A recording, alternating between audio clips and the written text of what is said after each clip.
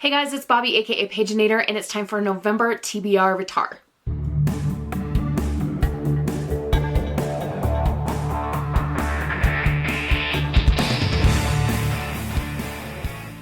I was looking at my spreadsheet earlier today, and since I started doing monthly TBRs, this is the 41st round.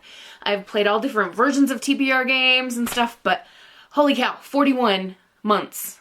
That's kind of crazy. Anyway, let's get into it. Roll number 1. 4. 1, 2, 3, 4. Pick a card. June, read a book featuring assassins or mercenaries. Okay, so this got us a book featuring assassins or mercenaries. Now, I'm going to be honest, I could not narrow down my choices between these two, so I'm going to leave it open for whatever I'm in the mood to read at that point.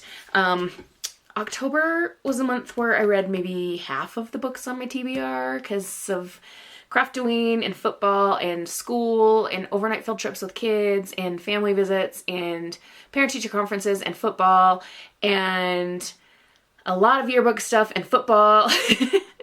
It's been busy. Anyway, back to this, featuring assassins or mercenaries. Now, this first one kind of fits the category. This one actually fits the category, but I'm counting it as a possibility. So this is a take on Les Mis, and it is, instead of someone who's an assassin, like trained killer person, we have a main character who is a thieves guild member. She can steal anything. Her name is Nina Thénardier, or Thénardier. There is this vicious guild lord known as the Tiger. We're in Paris in 1829, and it's after the failed revolution, and all these criminals are in different guilds. So I'm guessing that the guild lord is like over all of the guilds of criminals, but she's part of the Thieves Guild, and this guild lord sets his sights on Nina's younger sister, Cosette. He thinks that nothing can stop him from having her, and Nina, of course, is going to set out to correct that situation.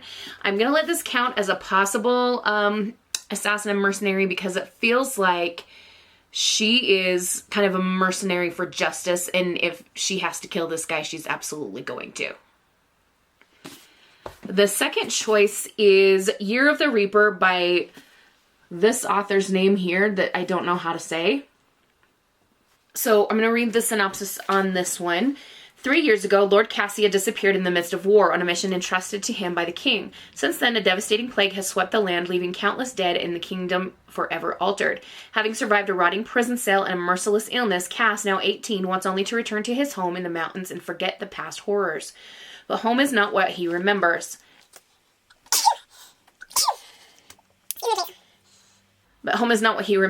His castle has become a refuge for the royal court, and they have brought their enemies with them. When an assassin targets those closest to the queen, Cass is drawn into a search for a killer, one that leads him to form an unexpected bond with a brilliant young historian named Lena. Cass and Lena soon realize that who is behind the attacks is far less important than why. They must look into the past, following a trail of a terrible secret, one that could threaten the kingdom's newfound peace and plunge it back into war. Now, the prompt did not have to say that the main character had to be an assassin. It just said assassins and mercenaries featured. So I feel like this definitely qualifies. Roll number 2. 1. Trust exercise. Roll number 2 got us one that I have a hard time with. Close your eyes and point. Trust exercise. And I have a hard time not trying to reach for a specific book. So what I think I'm going to do, I'm going to twist the camera a little bit this way. I'm just going to kind of reach behind me. I'm going to close my eyes and grab something. Eeny, meeny, miny, moe. A Wicked Magic, Sasha Lawrence. What evil have these new witches awakened? When Daniela and Liz stumbled on a way to transform themselves into witches, they didn't realize that magic has an agenda of its own. If they had, Johnny would never have been dragged away into the night in the claws of a horrifying creature, and Dan's new best friend Alexa would be safe in LA, far away from the danger they've awoken. If only they'd known that the magic was wicked. Bookless called this a modern version of The Craft, which is kind of an interesting thought. But yeah, cool. I have had this one for a while and haven't gotten to it, so I'm glad that I grabbed it. Rule number 3, 6. 1, 2, 3, 4, 5, 6 plus 4. So I go 1, 2, 3, 4. Team Avatar.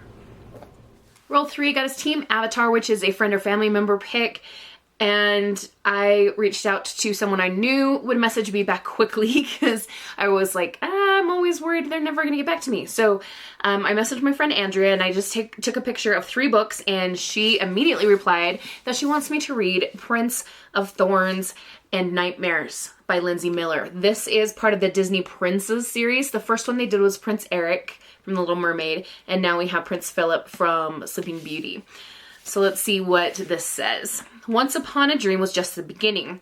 Prince Philip has known from a young age that his destiny has already been decided for him. His job is to marry a total stranger, Princess Aurora, after her curse is foiled on her 16th birthday, and then spend the rest of his life defending her from Maleficent, the mistress of all evil, who will surely seek revenge. But just weeks before the wedding, Philip experiences a strange burst of magic, and 3 fairies tell him that he has a chance to defeat Maleficent once and for all. Suddenly, Philip feels as if he has a choice. Maybe magic can be the freedom he has been looking for. Of course, learning magic and working with fairies to retrieve powerful ancient artifacts would be much more enjoyable if he didn't have to deal with her, a girl named Briar Rose who appears in his dreams. Philip doesn't know how he can be so annoyed by a person he can't even see. A thorny wall keeps them apart. But enduring the mysterious maiden's mockery whenever he sleeps is worse than any nightmare. Soon, though, Philip begins to see that he and Briar Rose aren't so different, and maybe they can change both their fates one dream at a time. That sounds like it's going to be awesome. Rule number 4. 6 again. 1, 2, 3, 4, 5, 6. Cabbage Pot.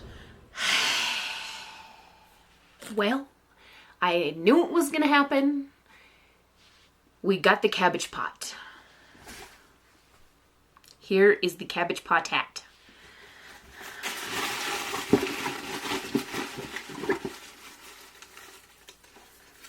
Okay, do I just have a hold of one paper? I think so. A Scatter of Light by Low. I know exactly where this is. It's actually right behind me. Here it is, A Scatter of Light, Melinda Low. It is a signed exclusive edition from Barnes & Noble. Exciting. This says, on the blurb, a masterful queer coming-of-age story set against the backdrop of the first major Supreme Court decisions legalizing gay marriage. Aria Tang West was looking forward to a summer on Martha's Vineyard with her best friends, one last round of sand and sun before college. But after a graduation party goes wrong, Aria's parents exile her to California to stay with her grandmother, artist Joan West. Aria expects boredom, but what she finds is Steph Nichols, her grandmother's gardener. Soon, Aria is second-guessing who she is and what she wants to be, and a summer that once seemed lost becomes unforgettable for Aria, her family, and the working-class queer community Steph introduces her to. It's the kind of summer that changes lives forever. So, this author also wrote Last Night at the Telegraph Club, which was set in the 1960s, I think? I can't remember exactly, but it was also a queer title.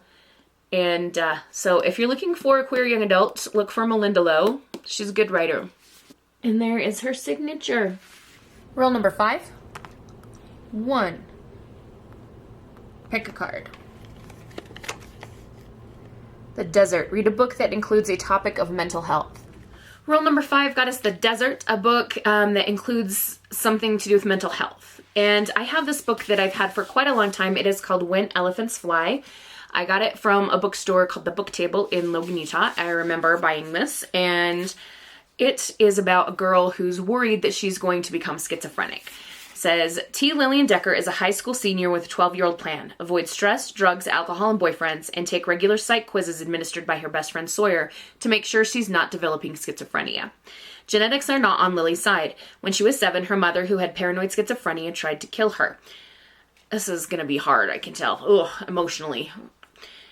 And a secret has revealed that Lily's odds are even worse than she thought. Still, there's a chance to avoid triggering the mental health condition if Lily can live a careful life from ages 18 to 30 when schizophrenia most commonly manifests. But when a newspaper internship results in Lily witnessing a mother elephant trying to kill her 3-week-old calf Swifty, oh my gosh. Lily can't abandon the story or the calf. With Swifty in danger of dying from grief, Lily must choose whether to risk everything, including her sanity and first love, on a desperate road trip to save the calf's life and perhaps find her own version of freedom along the way. Oh, this is gonna kill me. Not literally, but you know what I mean. I need a soda break.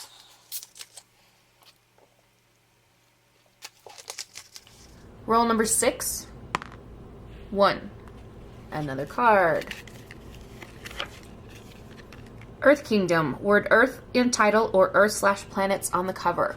Roll number 6 got us Earth Kingdom, which is either the word Earth in the title or Earth/planets on the cover. This was very difficult, you guys. I went through every single book on my shelves and I'm like, I can't find one that actually fits this. So I'm going to go with something that's close. This book has moons on the cover, and moons aren't really planets, but they're planetary objects or astrological objects or something. They're up there. So the book is Threads That Bind. This came in a Fairy Loot, I think. Fairy Loot or Owl Crate, one of those. It says, descendants of the Fates are always born in threes. One to weave, one to draw, one to cut the threads that connect people to the things they love and to life itself. The Aura sisters are no exception. Io, the youngest, uses her fate-born abilities as a private investigator in the half-sunken city of Alante. But her latest job leads her to a horrific discovery. Somebody is abducting women, maiming their life threads, and setting the resulting race loose on the city to kill. To find the culprit, she must work alongside Edi Runa, the right hand of the right hand of the infamous Mob Queen, and the boy with whom she shares a rare fate thread linking them as soulmates before they've even met. The investigation turns personal when Io's estranged oldest sister shows up on the arm of her best suspect. Amid unveiled secrets from her past and her growing feelings for Ide, Io must follow clues through the city's darkest corners and unearth a conspiracy that involves some of the city's most powerful players before destruction comes to her own doorstep. I recently finished a book where Fate was a character. It was Foxglove, which is the second book in the Belladonna series by Adeline Grace. It was awesome, but I have a little bit of resentment toward Fate because of the way that character is in the book. So this might wait for just a little bit because I don't want to like mentally tie those things together. So I will still read it this month if possible, but it's going to be pushed a little bit a ways away till I can create a separation. Roll number 7. 5. 1, 2, 3, 4, 5. Another card. Aang. Read a book with a chosen one trope. Roll number 7 got us a chosen one trope, and this one was tricky, but I think I found one that fits. I'm going to be reading book number 3 in the Starfell series. This is Willow Moss and the Lost Kingdom, or the Vanished Kingdom, excuse me. This is a series that follows Willow Moss, who is the one witch out of all the witches that can help save lost things. And so it does feel kind of chosen one-ish. It's not like Harry Potter or Percy Jackson, The Hunger Games, where you have one person who's brought into a completely different world because she was already a witch. But I feel like it still fits, and I really want to finish this series. Well, actually, I don't think I'm finishing the series, but I'm finishing what books I have here in the series. Roll number 8. 4. 1, 2, 3, 4. 2 times. So that means I have to draw 2 prompt cards and read 2 books instead of 1. Okay, first card. Agni Kai. Read a book that features a competition. And Unagi. A book that has both a U and an I in the title. Well, this game is playing dirty tricks on me. I have to pick 2 books for prompt number 8 or roll number 8. So the first one is a book featuring a competition, and I'm going to go with This Dark Descent, which came in my most recent Owl Crate box. It features horse races. If you've watched this video recently and you don't want to listen to their recap again, you can just fast forward a little bit. I'll go like this when I'm done reading the recap. How about that? Let the race begin. The Russell family is infamous throughout Enderlane as breeders of enchanted horses, but their prestige is no match for their rising debts. To save her family's ranch, Makira Russell is left with only one option. Enter the Elanir, a treacherous cross-country horse race known as much for its high body count as its enticing prize money. To have any chance of success, Makira will have to recruit Ariel Kadar, a talented but unlicensed enchanter who creates golems in place of enchanted animals, and Damien Adair, a dashing young lord in the midst of a fierce succession battle. Both have mysterious reasons of their own to help Makira, as well as their own blood feuds to avenge. Steeped in Jewish folklore, this dark descent is a spellbinding new fantasy full of intrigue, romance, and post-pandemic action. In a world as dangerous as this, will hidden agendas and conflicting desires butcher Makira, Ari, and Damien's chances of winning the Elanir, or will another rider's dagger? Okay, so the competition is clearly a horse race in this book, and it will be hopefully fun to read. It kind of depends on how the horses are treated, because I grew up around horses. My grandpa trained race horses. My whole family's been involved with horse 4-H, just riding horses in general. Like, we trail ride, we herd cows, that kind of stuff, as well as like rodeo things. So horses are a family. So as long as the horses are treated well, I'm sure that I will really enjoy this book. For the second card on this one, we got Unagi, salmon skin roll. A book with a U and an I in the title. And I'm going to read She is a Haunting by Trang Tan Tran. I probably didn't say that right, as usual. This house eats and is eaten. When Jade Wynn arrives in Vietnam to visit her estranged father, she has one goal: survive 5 weeks pretending to be a happy family in the French colonial house Ba is restoring. She always lied to fit in, so she's straight enough, Vietnamese enough, American enough she can get out with the college money he promised. But the house has other plans. Night after night, Jade wakes up paralyzed. The walls exude a thrumming sound while bugs leave their legs and feelers in places they don't belong. She finds curious traces of her ancestors in the gardens they once tended, and at night Jade can't ignore the ghost of the beautiful bride who leaves cryptic warnings. Don't eat. It's giving me the creeps already. Neither Ba nor her sweet sister Lily believe anything strange is happening. With help from a delinquent girl, Jade tries to expose the house's rotten appetite. At home, after all, it's only as powerful as those who breathe new life into its bones, and this one is determined never to be abandoned again. Let's look at the end papers because we have a look at this house. I'm already scared to read this book. And does that make me even more excited? Yes. Roll number 9. Slam into Ron right there. 6. 1, 2, 3, 4, 5, 6. Have some patience, nephew. Okay, so G's instructions say that this means don't run to read the books you've just got and read one you've had forever and still haven't read. So TBR veteran, I guess. Roll number 9 got us the TBR veteran. In essence, that's what it means. And I grabbed a middle grade science fiction that I have had for quite a long time. This is Orion Lost by Alistair Chisholm. It was recommended, or I got the recommendation from Jade's channel. She didn't personally recommend it to me, but it was on like her top middle grades of all time or something like that, or maybe just of that year. Anyway, it says, there was a ship in space, lost. The transport ship Orion is 4 months out of Earth when a catastrophe strikes, leaving the ship and everyone on board stranded in deep space. Suddenly, it's up to 13-year-old Beth and her friends to navigate through treacherous and uncharted territory to reach safety. But a heavily damaged ship, space pirates, and a mysterious alien species, and an artificial intelligence that Beth doesn't know if she can trust means that getting home has never been so difficult. So it's giving me a little bit of Illuminae vibes because we have that AI that maybe is trustworthy, maybe isn't, kind of thing going, but it should be interesting. And roll 10. 6. 1, 2, 3, 4, 5, 6. Pick a card. Day of Black Sun. Pick a book whilst blindfolded. Oh boy. Okay, roll number 10 gave us Day of the Black Sun. Pick whilst blindfolded. I have this thing. It's actually like a background for like Instagram photos and stuff, but it was what I could find close to hand. And you know, work smarter, not harder. So I've rolled it up like a bandana, and I am going to take off my glasses and tie this on. And then since I reached behind me for the last kind of blind pick, I'm going to reach this way. I know that's out of camera range, but I mean, I won't be able to see. So I'm just going to grab something. This way, since you can't see what I'm grabbing and I can't see what I'm grabbing, we're both picking whilst blindfolded. Okay, I like the feel of this one. What did I pick? It feels, I mean, definitely paperback. It doesn't feel too big.